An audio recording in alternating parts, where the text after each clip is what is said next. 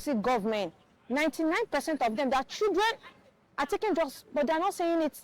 But the little poor one that said it, they will take action against it. According to UNODC, about 14.4% of young Nigerians aged 15 to 64 abuse drugs. That is nearly 40 million people and nearly the triple global average. Parents have raised alarm over this issue among young Nigerians, especially the use of Shisha, cigarettes and cigars. They want the government to ban it, warning that it is a soft entry into a dangerous lifestyle. We are on the street of Abuja to ask Nigerians what their thoughts are on this trending issue.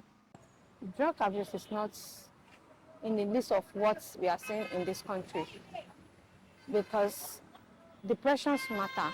Depressions can lead you to take drugs, can make you to smoke, can make you to drink, can make you to steal, can make you to do anything.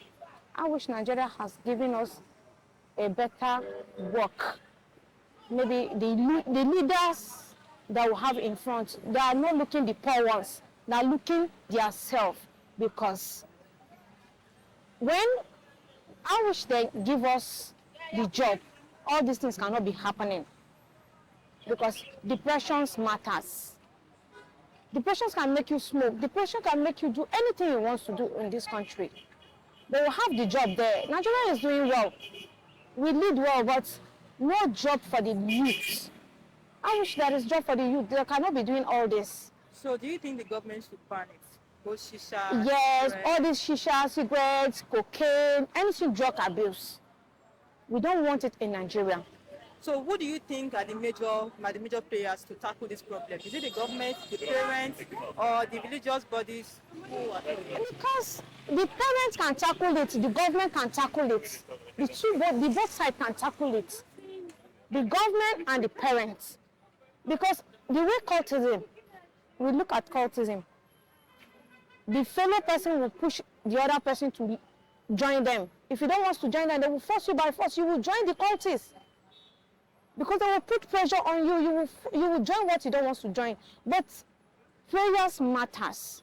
You pray for your child to not be like them. That is why you see government, 99% of them, their children are taking drugs, but they're not saying it. But the little poor one that said it, they will take action against it. I think it's becoming worse because by day.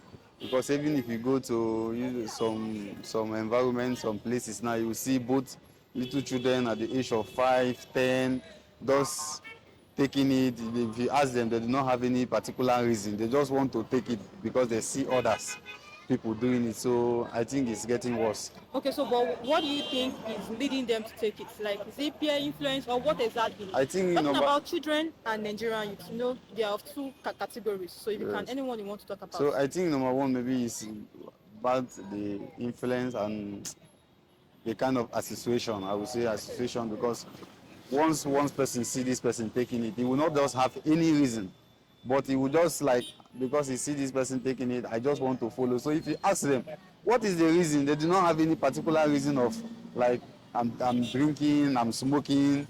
It's not like if you stay normal, you will not be high if you want to, but they do not have any particular reason. They just want to do it because they see people doing it.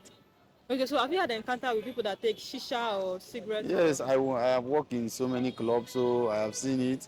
So when they say like, even I have to stop one of my work because they have to, the thing was like me testing shisha, all those kind of stuff like that, and I don't drink, so I don't smoke, so I have to stop the work like that because I don't want to join myself in those kind of stuff. So if you don't mind me asking, you say you've worked in clubs. So is it that in those clubs, because I chef there, they ask you to test?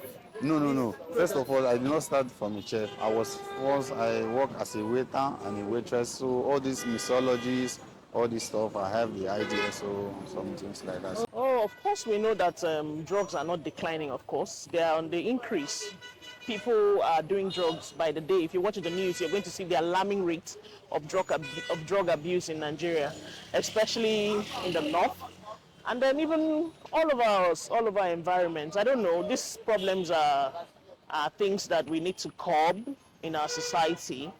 I don't think it's going to be the problem of the government. It has to be from like the individual themselves or from parents who have kids who have to take care of their children from, when they're in their tender ages. Let them know the disadvantages of doing drug in a very tender age, because you can't groom a child without letting the child know the implications of drug abuse. If that child is told the detriment of doing drugs from a tender age, that child is not going to indulge. So it starts from us, the parents. It's not the onus of the government to tell the children, or come and stop shisha or stop any form of drug out there. So that's my opinion. Yes, it's becoming alarming, and I think the key players that need to be sanctioned, I think the manufacturers. If they don't manufacture, there's no way they will be available for the adults or the children, to be abusing it.